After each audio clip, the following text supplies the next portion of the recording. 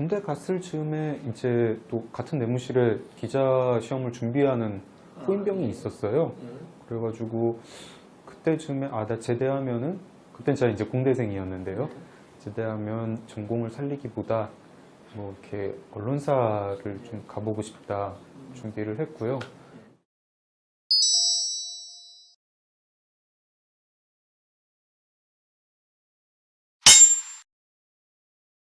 제가 기자 5년차까지 이제 사회부랑 정치부를 하니까 매일매일 쓰는 글이 무슨 공장에서 찍어내는 것 같더라고요. 그런 걸 맨날 쓰다 보니까 뭔가 저만을 위한 글쓰기를 하고 싶었고, 이런 것만 쓰면 안 되겠다. 나를 위한 글을 쓰고 싶다 해가지고 첫 소설을 썼고, 제가 그거 쓰고 나서 이제 아내한테 보여줬거든요. 그랬더니 아내가 계속 써봐 그러더라고요, 처음에는. 그래가지고 저는 그게 무슨 뜻이냐고, 뭐 좋았냐 나빴냐 하니까 막 이제 몇 군데 이제 지적을 하기 시작을 하는데, 그날 이제 대판 싸우고 제가 며칠 뒤에 다시 읽으니까 정말 못 썼더라고요. 네.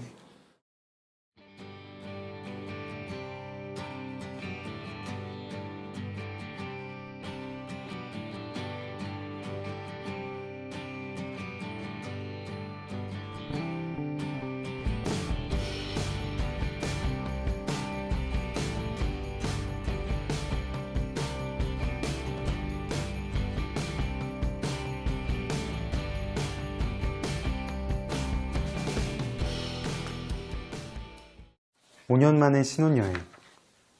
선글라스를 쓴 채로 점점 붉게 물들어가는 해를 바라보고 있으니 정신이 다시 멍해졌다. 그리고 나는 그 순간 깨달았다. 왜 사람들이 아름다운 풍경을 찾아다니는지, 왜 자전거를 타고, 왜 수십 킬로미터를 달리며 러닝하이를 느끼려 하는지. 사람들은 멍해지려고 그런 일들을 하는 것이다.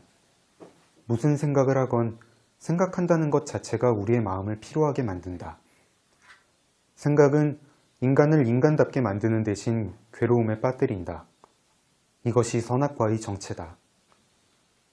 생각은 현실을 넘어선 허구를 상상하는 능력이다.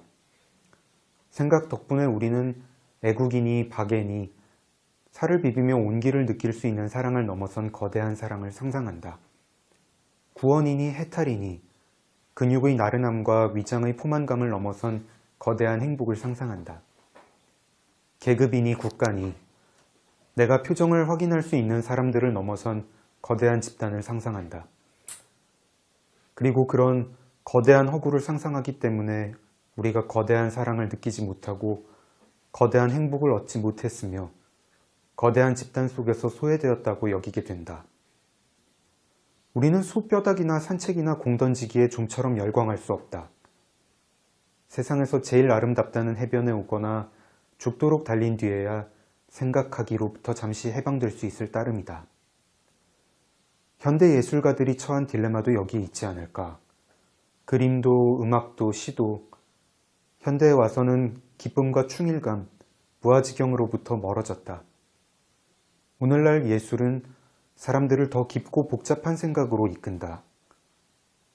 현대 예술은 이제 본질적으로 사람들을 괴롭게 만드는 작업이 되어버렸다. 화이트 비치라고 정말 아름다운 해변이 있습니다. 이거는 거기 이제 그 돛담배를 타고 나가는 그런 여행 상품이 있거든요. 해질 때 한다고 선셋 세일링이라고 하는데 그거를 보면서 쓴 부분입니다. 저희 부부가 결혼식을 안 올렸거든요. 그래가지고 신고만 하고 혼인 신고만 하고 이제 몇 년 살다가 5년 정도 살다가 둘이서 여행을 가게 됐는데 좀 어느 정도 길게 간 건 그게 처음이었고요. 둘이서 간 거는. 그래서 그게 5년 만이었습니다. 이때가 마침 제가 이제 전업작가 되고 1년 좀 지나서 문학상을 하나 탔던 때라 가지고요. 그래가지고 상금 받아가지고 편하게 갔습니다. 독재자와 같은 저희 집 보스. 이거 좀 잘라주세요. 이 작품에서 보여주고 싶은 아내의 모습이 뭐 따로 있진 않았고 그냥 막 쓰다 보니까 보여졌는데 저희 집 저희 집 대통령 같은 그런 모습이죠. 아, 뭐 어떻게 수습해야 되나? 예. 죄송합니다. 뭐 좀 진지한 얘기로 가지고 신혼여행의 본질이 약간 무책임이라고 저는 생각하는 부분이 있는데 예. 이제 거대한 가족을 이루는 어떤 거대한 책임 같은 네. 것들을 일종의 떠맡기 위해서 마지막으로 무책임하게 보내는 시간 같은 게 이제 그런가요? 신혼여행이라고 저한테 생각하는 부분이 좀 있거든요. 네. 그건 이제 사랑의 절정에 올랐을 때 모든 것을 잊고 싶어하는 그 충동 네. 이런 것들이 이제 신혼여행을 통해서 잘 표현된다고 생각해요. 아까 읽은 구절도 이제 그런 것들이 좀 있는 것 같습니다. 예. 네. 시간을 잊어버리고 생각을 잊어버리고 예. 네. 아닙니다. 그런 건 아니고요. 예. 네. 오히려 정작 저 자신은 예. 사람들도 불편하게 만들고 생각하게 만드는 글을 쓰고 있고 예. 계속 그런 글을 쓸 생각입니다. 예. 지금 와가지고 제가 스티븐 핑커의 빈소판을 읽으니까 예. 핑커는 과학자라서 그런지 현대 예술의 그런 면을 되게 비판을 하더라고요. 인간 본성과 멀어졌다. 예술 원래 즐거움을 주기 위한 거 아니냐. 저는 정확히 그 반대로 생각합니다. 이제 즐거움을 주기 위한 게 예술이 아닌 것 같고요. 이제는 생각하게 만드는 게 예술인 것 같고, 그래서 뭐 읽고 나서 불편하고 좀 괴롭게 되는 면이 있긴 있겠는데, 저도 이제 21세기에 살고 있는 예술가 끝자락에 올라선 사람으로서 그거 뭐 어쩔 수 없다고 생각해요. 지금 이제 사람들한테 즐거움을 주는 일보다는 생각하게 만드는 일을 하고 싶습니다.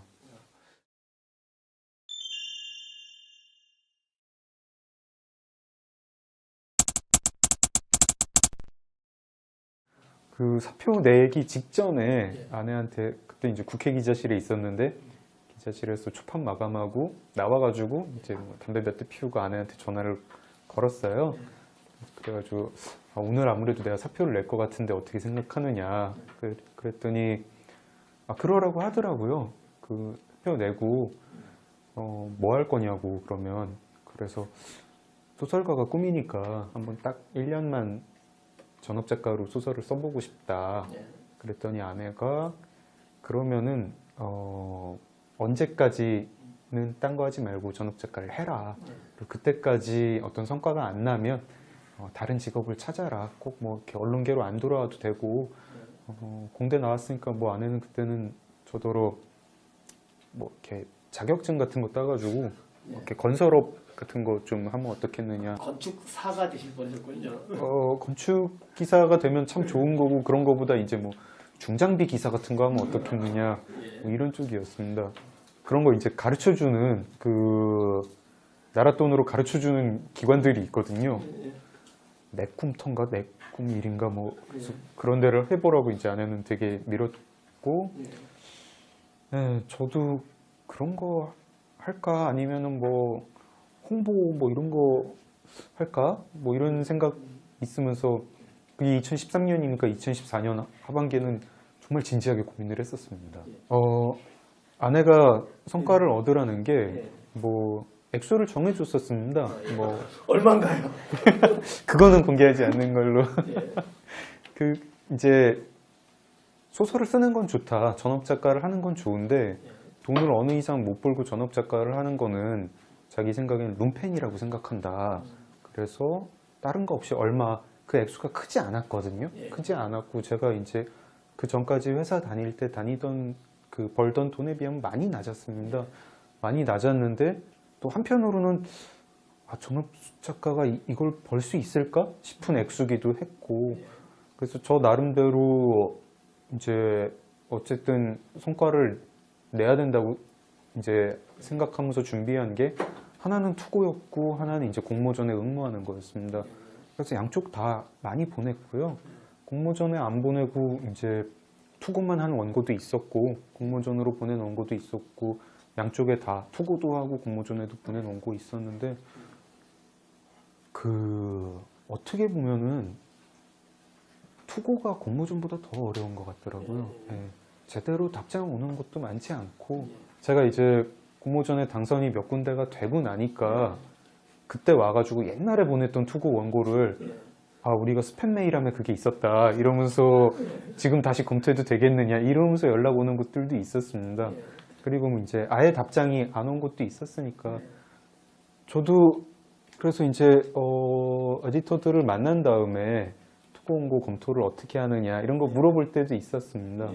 근데 현실적으로 많이 바쁘고 편집자들이 굉장히 바쁘고 그 투고 원고의 기대 수준이 되게 낮으니까요. 또 이해는 하겠더라고요. 기자일 때 스프린터기도 하지만 마라토너이기도 했던 것 같습니다. 그러니까 제가 뭐 스프린터라 치면 오늘은 경기 안 하고 싶어, 오늘은 시합 안 나가고 싶어 이럴 수 없는 직업입니다. 제가 몸이 안 좋아도 오늘 뭐가 어디 뭐 기자회견이 있다거나 무슨 사건이 있다거나 하면 취재를 해야 되는 거고 뭐 문장이 다음 문장이 생각이 안 나도 오후 5시가 마감이면 그때까지 보내야 되는 겁니다. 그래서 이게 단거리 주자였지만 동시에 장거리 주자였다고 생각을 하고 제 컨디션이 어떻든 뭐 슬럼프가 오든 말든 쭉 쓰는 훈련이 돼 있었고 그거는 굉장히 잘 가져온 것 같아요. 지금도 그렇게 쓰려고 하고 있습니다. 원래는 아침형 인간은 아니었습니다. 원래는 아침형 인간은 아니었는데 제가 전업작가 되면서 기합이 좀 스스로한테 빡 주고 싶어서 뭐 이렇게 좀 목표로 한 게 있었습니다.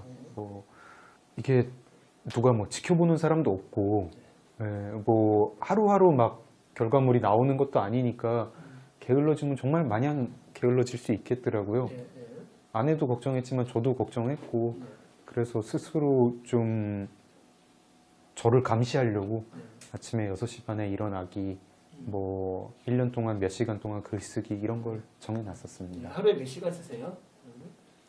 그건 좀 요즘은 들쭉날쭉한데요.